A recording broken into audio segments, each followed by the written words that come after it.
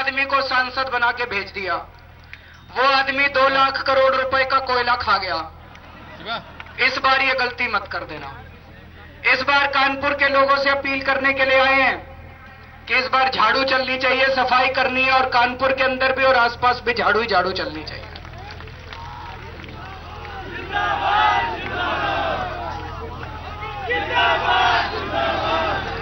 कल सवेरे दिल्ली से निकले, कई पत्रकारों से बातचीत हो रही थी, कई लोगों से बातचीत हो रही थी। कहते जी मोदी की बड़ी हवा है, मोदी की बड़ी हवा है, मोदी की बड़ी हवा है। हम भी सोच रहे थे मोदी की बड़ी हवा है, चलो देख के आते हैं कैसी हवा चल रही है। उसके पहले मैं हरियाणा भी गया था। हरियाणा के भी कई गांव में होके आया हूं, और पिछले 1.5 दिन से उत्तर प्रदेश में 17 विधानसभाओं में कल से हम लोग घूम चुके हैं और कई लोगों से बातचीत कर चुके हैं। दोस्तों, मेरे को तो कहीं हवा दिखाई नहीं दे रही। पता नहीं कैसे बता रहे हैं हवा है, वो टीवी चैनलों में ही हवा है बस, बाकी और कहीं हवा नहीं है। और टीवी चैनलों की सच्चाई अभी 4 दिन पहले आपको पता चल गई थी कि पैसे दे दे के ओपिनियन पोल कराए जा रहे हैं। कभी 160 सीट दिखाते हैं, कभी 170 सीट दिखाते हैं, कभी 230 सीट दिखाते हैं। हवाई हवा जो है वो टीवी चैनलों में है, बाकी और कोई हवा नहीं है। हवा जरूर है, लेकिन मोदी की हवा नहीं है, दूसरी हवा है, गुस्से की हवा है। लोग बहुत गुस्से में है, गुस्से की हवा चल रही है चारों तरफ। बदलाव की हवा है, लोग बदलना चाहते हैं सब कुछ। जब 8 दिसंबर को नतीजे आए थे दिल्ली विधानसभा के, तो जीत हमारी नहीं हुई थी। वो नतीजे क्या दिखाते हैं? 28 सीट जो आम आदमी पार्टी को मिली थी, वो आम आदमी पार्टी की जीत नहीं थी दोस्तों। वो केजरीवाल की जीत नहीं थी, मनीष सिसोदिया की जीत नहीं थी। वो इस देश के लोगों के गुस्से का इजहार था। जितनी ज्यादा सीट आम आदमी पार्टी को मिल रही है, उतना ज्यादा गुस्सा लोगों का दिखाई देता है कि लोग कितने गुस्से के अंदर। कल रात को 10 बजे हमारी जीप एक गांव में से निकल रही थी। एक लड़का आया, वो मेरी बहुत तेज बारिश हो रही थी। वो लड़का आया और उसने मेरी कार के शीशे के ऊपर नॉक किया और ये चिट्ठी देके गया वो मेरे को। वो शायद उधर खड़ा है, हाथ हिला रहा है। मैं ये चिट्ठी पढ़ के सुनाना चाहता हूं आपको। सर, आप इस मुल्क के पहले नेता हैं जो इस मुल्क के हर मजहब के लोगों को अपने साथ लेके चलना चाहते हैं, और इस मुल्क के हर मजहब के लोगों ने आप पर विश्वास किया। सर, प्लीज इस विश्वास को आप कभी मत तोड़ देना।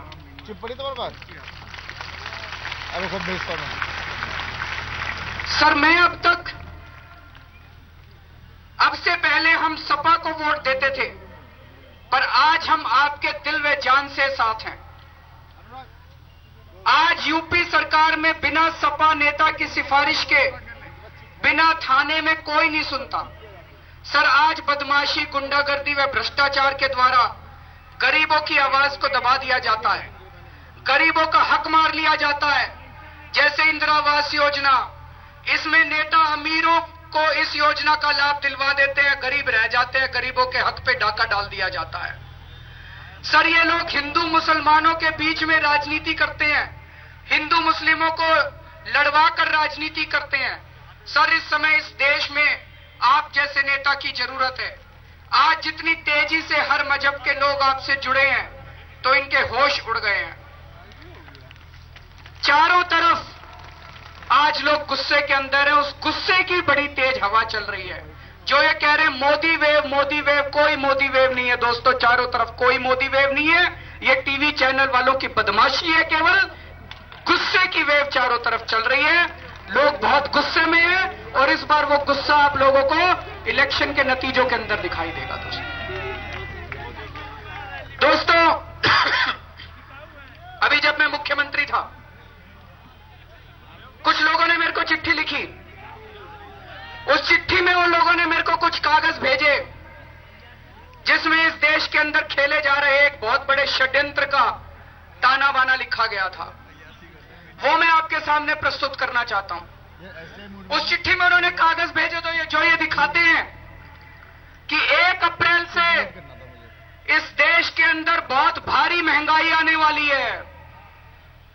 यूपीए सरकार चुनाव के पहले इस देश को मुकेश अंबानी के हाथों बेच चुकी है। उस एग्रीमेंट के बारे में उन लोगों ने मेरे को लिखा था, 1 अप्रैल से देश में सब्जियां बहुत महंगी हो जाएंगी, 1 अप्रैल से फल बहुत महंगे हो जाएंगे, गेहूं, चावल, दाल सब कुछ महंगा हो जाएगा, 1 अप्रैल से यातायात महंगा हो जाएगा, 1 अप्रैल से बिजली महंगी हो जाएगी। क्यों महंगी हो जाएगी? क्योंकि 2000 में जब बीजेपी की सरकार थी केंद्र के अंदर, तो जैसे पेट्रोल के कुएं होते हैं, जैसे तेल के कुएं होते हैं, ऐसे ही हमारे देश के अंदर गैस के कुएं हैं। बीजेपी वालों ने गैस के कुएं उठा के सारे मुकेश अंबानी को दे दिए। क्यों दे दिए भाई? कुछ ना कुछ तो पैसे लिए होंगे। नहीं, ताऊ तो लगता नहीं मुकेश अंबानी बीजेपी वालों का। कुछ ना कुछ पैसे लिए होंगे बीजेपी वालों ने। कांग्रेस की सरकार ने सोचा हम क्यों पीछे रहें, उन कुओं में से गैस निकालने की कीमत $1 प्रति यूनिट है। केवल $1 प्रति यूनिट के हिसाब से गैस निकलती है। तो कितने पैसे मिलने चाहिए मुकेश अंबानी को? भाई 10% प्रॉफिट ले ले, 20% प्रॉफिट ले ले, लूटेगा क्या? कांग्रेसियों ने उसके $4 कर दिए, $1 की चीज के $4 दे दिए। और अभी 1 अप्रैल से ऑर्डर पास कर दिए मनमोहन सिंह सरकार ने कि उस गैस के मुकेश अंबानी को $8 मिलेंगे 1 अप्रैल से। अभी चुनाव होने के पहले, चुनाव के कुछ दिन पहले उन्होंने $1 की चीज $8 में कर दी। दोस्तों, ये गैस हमारे देश में खाद बनाने के काम आती है। अगर खाद महंगी हो गई तो सारी खाने पीने की चीजें महंगी हो जाएंगी। दुगने दाम कर दिए गैस के। खाद महंगी हो गई तो गेहूं महंगी हो जाएगी, चावल महंगे हो जाएंगे, सब्जियां महंगी हो जाएंगी, फल महंगे हो जाएंगे।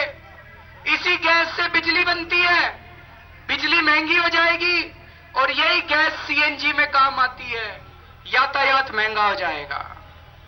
क्यों कर दिए भाई कांग्रेसियों ने 4 महीने पहले महंगा? कुछ ना कुछ तो पैसे लिए होंगे मुकेश अंबानी से। चुनाव में पैसा तो खर्च होता है जी। कांग्रेसी ने कुछ ना कुछ तो पैसे लिए होंगे, गलत तो नहीं कह रहा मैं। कुछ तो पैसे खाए होंगे मुकेश अंबानी ने इनसे। कुछ लोगों ने मेरे को कहा जी मोदी जी बड़े अच्छे हैं, वो बचाएंगे देश को। तो मैंने मोदी जी को चिट्ठी लिखी। मैंने कहा मोदी जी, आप देश के प्रधानमंत्री बनना चाहते हो, खुदा ना खास्ता अगर प्रधानमंत्री बन गए तो ये देश जानना चाहता है आप मुकेश अंबानी को $1 की चीज के $2 दोगे कि $8 दोगे? देश जानना चाहता है, क्योंकि महंगाई होने वाली है 1 अप्रैल से। आज 10 दिन हो गए, मोदी जी के यहां से यह भी जवाब नहीं आया भाई आपकी चिट्ठी मिल गई। मेरी चिट्ठी का जवाब नहीं देते मोदी जी, तो प्रधानमंत्री बन गए, आपकी समस्याओं का जवाब कैसे देंगे? ये सोचने की बात है दोस्तों। मेरी चिट्ठी इतना तो लिख दो, इतने सारे आपके क्लर्क बैठे हैं कि केजरीवाल जी आपकी चिट्ठी मिल गई, मैं 10 दिन में जवाब दे दूंगा। मेरे को एक्नॉलेजमेंट भी नहीं आया अभी तक कि आपकी चिट्ठी मिल गई। ये गरूर है या ये भी मिले हुए हैं? दोनों में से कुछ तो है जी। फिर मेरे को पता चला, जब मैंने सोचा भाई चिट्ठी का जवाब क्यों नहीं दे रहे, तो पता चला मुकेश अंबानी के हवाई जहाज इस्तेमाल कर रहे हैं मोदी जी। मुकेश अंबानी के हेलीकॉप्टर इस्तेमाल कर रहे हैं मोदी जी। कुछ लोगों ने उसकी तस्वीरें भी भेज दी मेरे पास। मोदी जी अगर मुकेश अंबानी के हेलीकॉप्टर इस्तेमाल कर रहे हैं, अगर उनके हवाई जहाज इस्तेमाल कर रहे हैं, तो जीतने के बाद मुकेश अंबानी जाएगा उनके पास, कहेगा मोदी जी हेलीकॉप्टर दिया था चुनाव के टाइम में, अब ये $8 नहीं $16 करो गैस के दाम। मोदी जी को तो करने पड़ेंगे। नहीं, गलत तो नहीं कह रहा। फिर मैंने चिट्ठी लिखी मोदी जी को। मैंने कहा जी लोग कह रहे हैं हेलीकॉप्टर मुकेश अंबानी के हैं, ये हेलीकॉप्टर जहाज मुकेश अंबानी के हैं, आप जरा बताओ तो सही आपके पास कितने जहाज हैं, कितने हेलीकॉप्टर हैं, किसके हैं? आप उनके पैसे देते हो, फ्री में इस्तेमाल करते हो। और मैंने कहा कि सारी जनता में आप कह रहे हो आप चाय बेचा करते थे, चाय बेचने वाले के पास इतने हेलीकॉप्टर कहां से आ गए? नहीं, गलत तो नहीं कह रहा? उनका कोई जवाब नहीं आया। फिर मेरे को पता चला एक एक रैली में, मोदी जी की रैली में 50-50 करोड़ रुपए खर्च हो रहे हैं जी। 50-50 करोड़ रुपए खर्च हो रहे हैं। पूरी जो स्टेज है ये, हमने तो ऐसे ही तख्त डाल रखे हैं ये, उनकी पूरी स्टेज बताते हैं, लाल किला बनाते हैं वो स्टेज का। 50-50 करोड़। पता चला मुकेश अंबानी पैसे दे रहा है वो रैली के।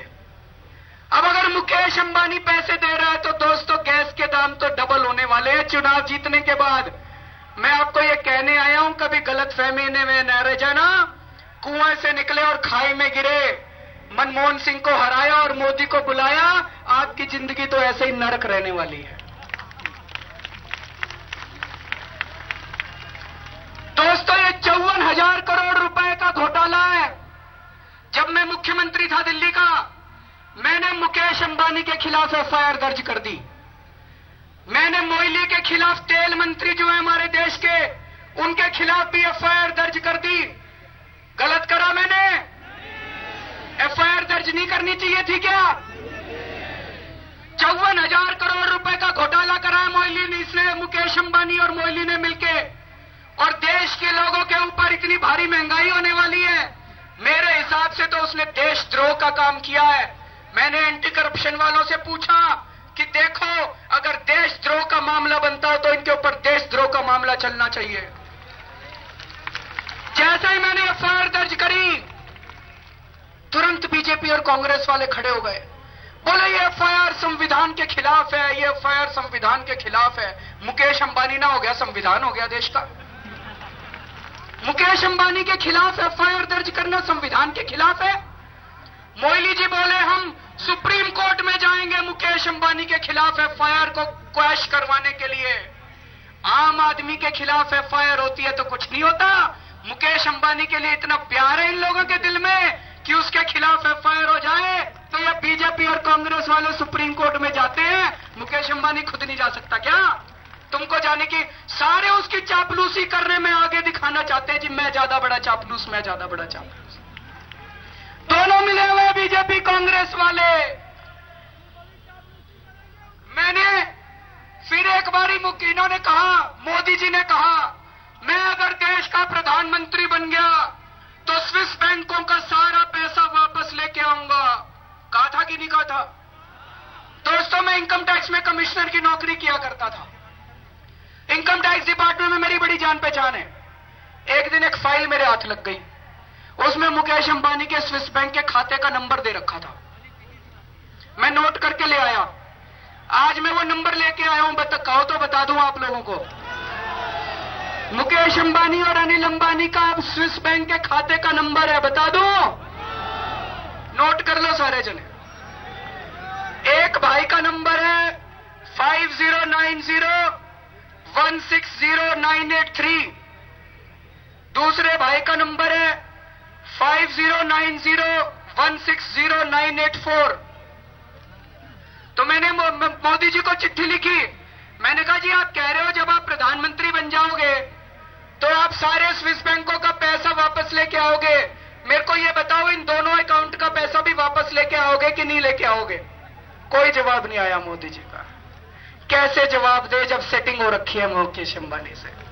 कैसे जवाब दे जब अनिल अंबानी से सेटिंग हो रखी है? कोई जवाब नहीं दे रहे मोदी जी। तो मैंने सोचा इनके और राहुल गांधी के बीच में क्या फर्क है जी?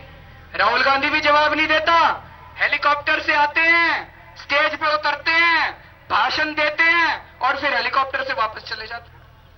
जनता तो यूं की यूं देखती रह जाती है। जनता कहती है जी हमारे साथ बैठो जरा सा, हमारी बात सुनो, हमारे प्रश्नों के जवाब दो, हमारे मन में प्रश्न है। जनता के बीच में तो रहते ही नहीं। हेलीकॉप्टर से आते हैं राहुल गांधी और मोदी और हेलीकॉप्टर से वापस चले जाते हैं जी। ये इन लोगों की राजनीति है। तो इसमें और राहुल गांधी में क्या फर्क है? इसमें और राहुल गांधी में क्या फर्क है? दोनों मुकेश अंबानी के चमचे हैं, दोनों मुकेश अंबानी के एजेंट हैं। मुकेश अंबानी की एक जेब में राहुल गांधी और दूसरी जेब में मोदी है। मुकेश अंबानी दोनों को पैसे देता है चुनाव लड़ने के लिए।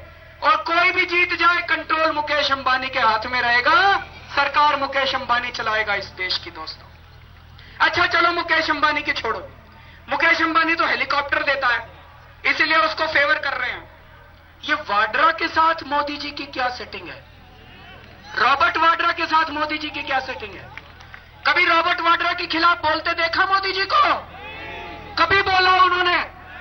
आपको याद होगा मैंने 2 साल पहले वाड्रा के खिलाफ कितना बड़ा घोटाला उजागर करा था, याद है आप लोगों को? देखा था टीवी में, मैंने वाड्रा के खिलाफ कितना बड़ा घोटाला उजागर करा था।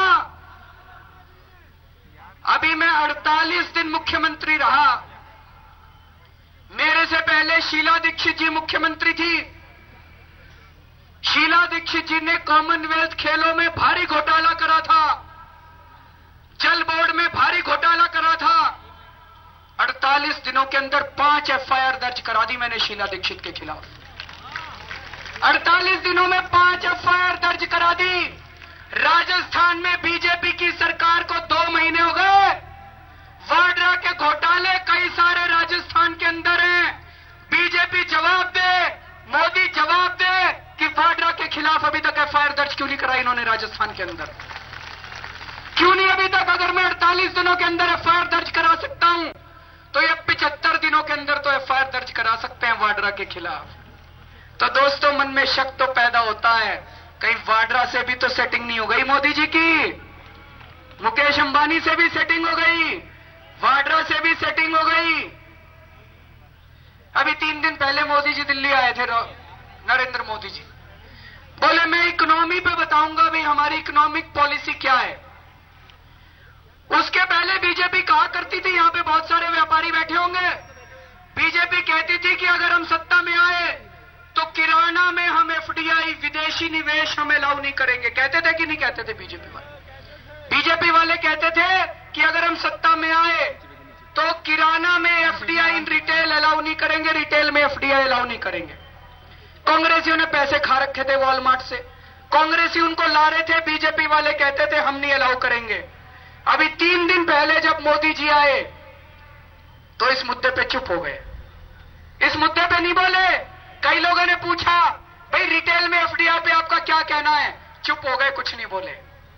अभी तो चुनाव हुए नहीं है, चुनाव के पहले ही सेटिंग हो गई सारी। इसका मतलब वॉलमार्ट के पैसे भी पहुंच गए इनके पास, बीजेपी वालों के पास। दोस्तों मुकेश अंबानी से सेटिंग हो गई, वाड्रा से सेटिंग हो गई, इनकी वॉलमार्ट से सेटिंग हो गई। अभी तो चुनाव पूरे नहीं हुए दोस्तों। आज देश को एक ही पार्टी है जो ईमानदार सरकार दे सकती है। आज देश में एक ही पार्टी है जो ईमानदार राजनीति दे सकती है। बहुत हो गया, इस देश को लूट लिया इन बीजेपी और कांग्रेस वालों ने मिलकर। इन्होंने कोयला लूट लिया, इन्होंने पहाड़ लूट लिया, इन्होंने जंगल लूट लिया, इन्होंने जमीन लूट ली, इन्होंने सब कुछ लूट लिया। अभी भी अगर हम सारे जने इकट्ठे नहीं हुए तो यह देश नहीं बचेगा। दोस्तों मैं आपसे वोट मांगने के लिए आया, देश बचाने की अपील करने के लिए आया हूं आपसे। हम लोगों की 48 दिन तक सरकार थी।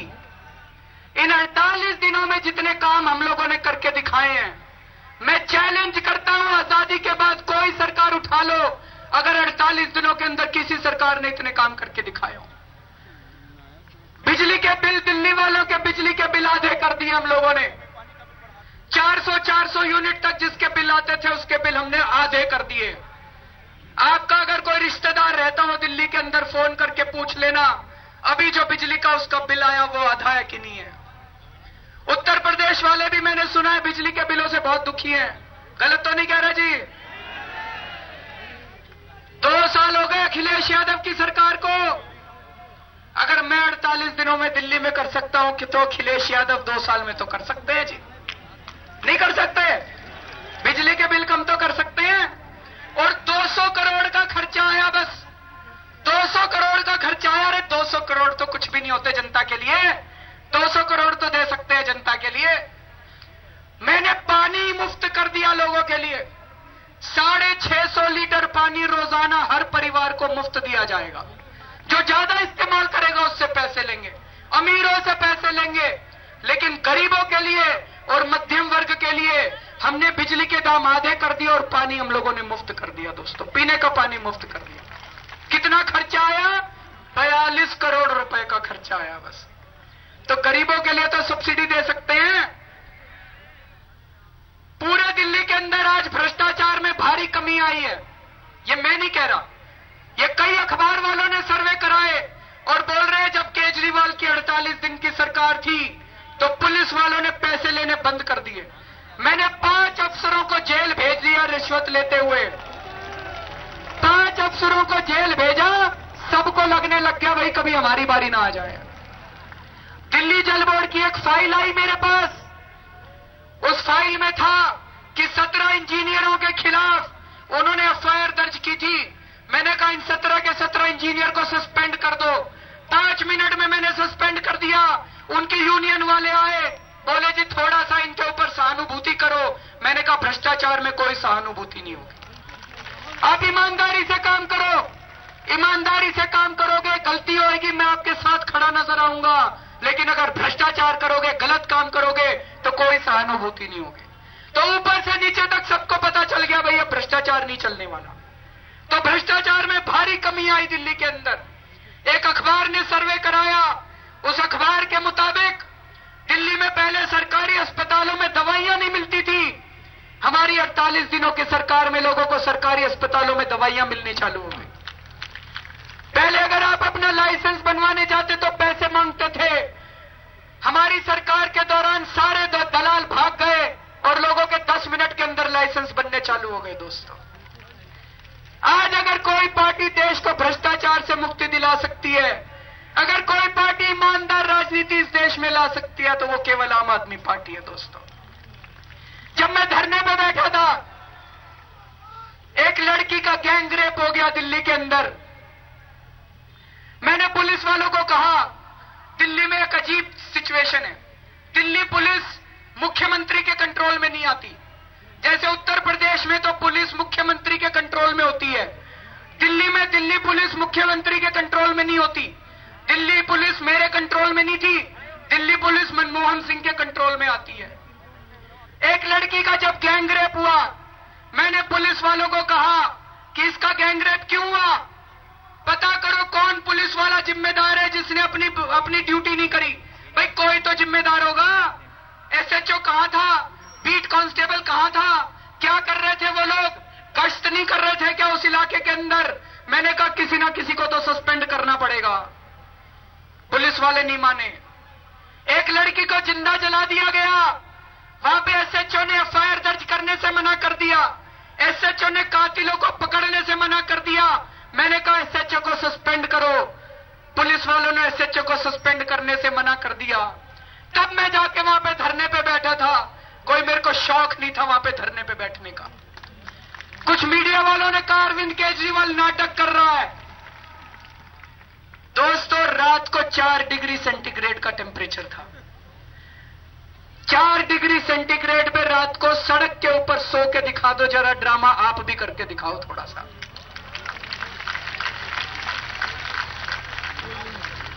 4 डिग्री सेंटीग्रेड में सड़क के ऊपर सोना कोई नाटक नहीं होता। दोस्तों, महिलाओं की सुरक्षा के लिए लड़ रहा था मैं। पूरे देश में मैं घूमता हूं, बड़ा सुना है मैंने गुजरात बड़ा मॉडल ऑफ डेवलपमेंट हो गया, डेवलपमेंट हो गया, विकास हो गया। आपने भी सुना है जी, गुजरात में बड़ा विकास हो गया, सुना है आप लोगों ने? आप लोग गए हो भी गुजरात? गए नहीं तो कैसे पता चला? मीडिया ने बताया।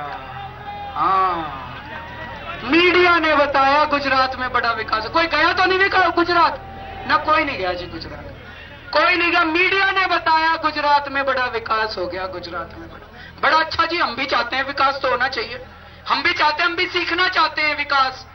तो मैंने तय किया है 5, 6, 7, 8 4 दिन 5 मार्च से 8 मार्च तक मैं गुजरात जा रहा हूं वहां का विकास देखने के लिए। विकास देखने जाऊंगा मैं भी देखूं कितना विकास हो गया। अगर विकास हो गया तो हम दिल्ली में भी करेंगे विकास, हम उत्तर प्रदेश में भी करेंगे, सीख के आएंगे वहां से कितना विकास हो गया। और अगर विकास नहीं हुआ तो फिर पोल पट्टी भी खुलनी चाहिए कि क्या विकास हुआ। नहीं जी, गलत तो नहीं कह रहा। मैं जा रहा हूं फिर 5 तारीख को विकास देखने के लिए जा रहा हूं। अगर मोदी जी सुझाव दें कि भाई मेरे को यहां जाना चाहिए तो वहां भी चला जाऊंगा। बता दो कहां का, मीडिया वाले बता दे मेरे को कहां कहां जाना चाहिए विकास देखने के लिए, वहां सब जगह चला जाऊंगा। पर हमको भी तो देखें, हम भी तो देखें कौन सा विकास हो गया वहां पे।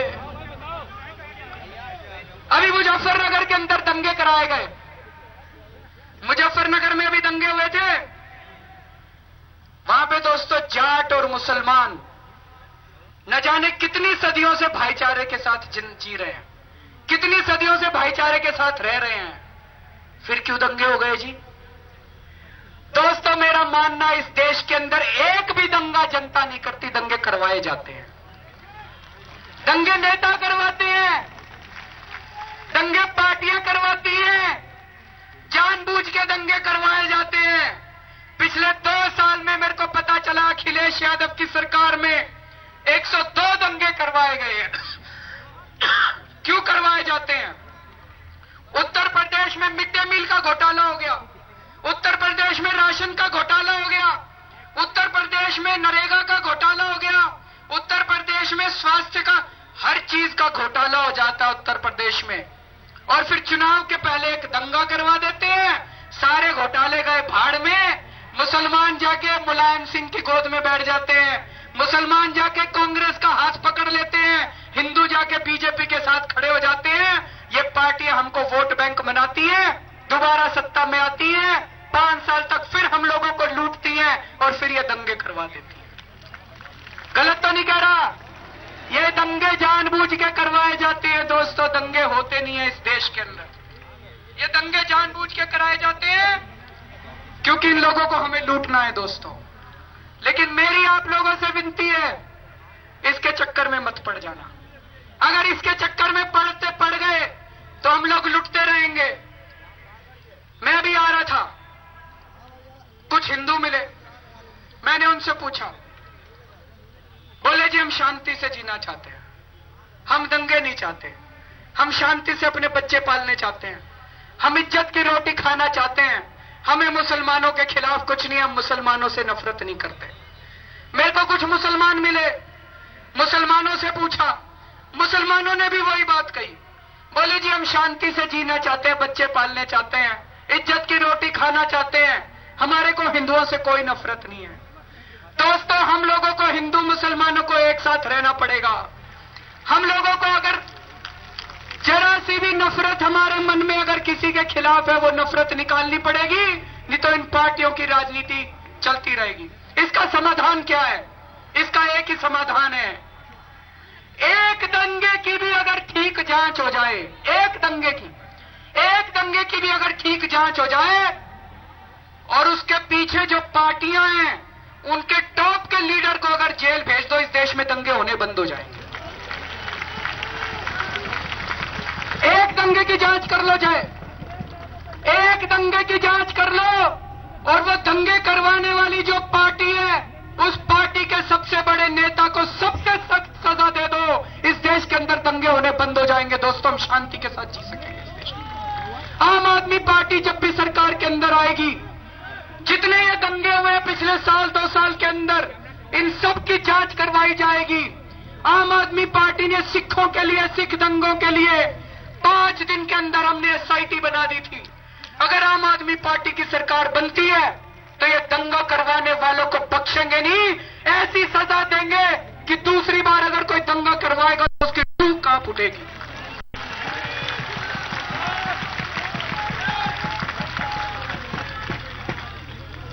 दोस्तों इस देश का आम आदमी शांति से जीना चाहता है, इस देश का आम आदमी दंगे नहीं चाहता। मेरी नानी हुआ करती थी, अब तो नहीं है, वो भगवान राम की बहुत बड़ी भक्त थी, ज्यादा पढ़ी लिखी नहीं थी। जब बाबरी मस्जिद का ध्वंस हुआ तो मैंने नानी से पूछा, नानी अब तो आप बड़े खुश हो गए, अब तो आपके भगवान राम का मंदिर बनेगा। कहती है ना बेटा, मेरा राम किसी की मस्जिद तोड़ के ऐसे मंदिर में नहीं बस सकता। इस देश का आम आदमी, ये देश इसी वजह से बचा हुआ है क्योंकि इस तरह के लोग मौजूद हैं।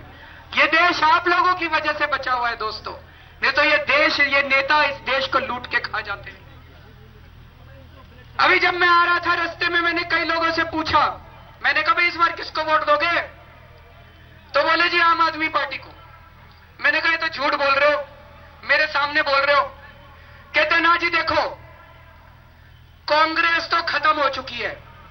उत्तर प्रदेश में 80 में से 6 या 7 सीट आएंगी कांग्रेस की। गलत तो नहीं कह रहा? 6 या 7 सीट आएंगी। वो भी नहीं आती? वो कह रहे जी वो भी नहीं आती।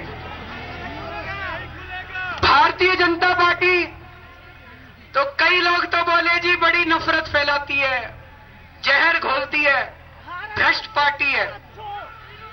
दूसरे लोगों ने कहा कि ये जो आप बता रहे हो ये अंबानी वाली बात, अगर ये मोदी भी अंबानी से मिले हुए हैं तो बोले फिर तो बड़ी गड़बड़ है, फिर तो हम धोखा हो जाएगा हमारे साथ। तो बोले जी इसी वजह से बीजेपी को भी नहीं देते हम वोट। बोले मुलायम सिंह यादव, उसके ऊपर तो सीबीआई के केस चल रहे हैं, वो तो जो पार्टी सत्ता में आएगी उसकी गोद में जाके बैठ जाएगा, उसको तो अपने केस रफा दफा कराने हैं। और मायावती तो 3 बार तो वो समर्थन दे चुकी है भारतीय जनता पार्टी को। पिछले चुनाव में मोदी जी का प्रचार करने भी गई थी गुजरात मायावती। तो मायावती को भी वोट देना बेकार है। मायावती को वोट देने का मतलब है बीजेपी को वोट देना।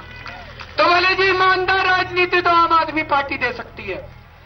बोले लेकिन हमको लग रहा था कि कितने वोट मिलेंगे आम आदमी पार्टी को। दोस्तों कल जब मैं दिल्ली से शुरू हुआ तो मेरे को लग रहा था 100 सीट आएंगी आम आदमी पार्टी की लोकसभा चुनाव में। लेकिन पिछले 1.5 दिन में मैंने ये महसूस किया कि अगर आप सारे जने इकट्ठे हो जाओ, अगर हिंदू मुसलमान, अगर सारी जात के लोग इकट्ठे हो जाओ और इस बार इनके जहर के चक्कर में ना पड़ो, तो मैं आपको यकीन दिला सकता हूं इस बार सरकार आपकी बनेगी।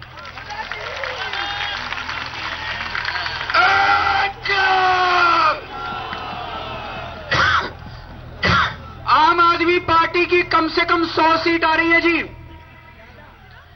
और जितनी भी सीट आए कांग्रेस से तो ज्यादा ही सीट आ रही है। कांग्रेस से ज्यादा ही सीट आ रही है आम आदमी पार्टी की। कम से कम केंद्र में सरकार आम आदमी पार्टी के बिना नहीं बन सकती। आम आदमी पार्टी सरकार बनवाएगी केंद्र के अंदर।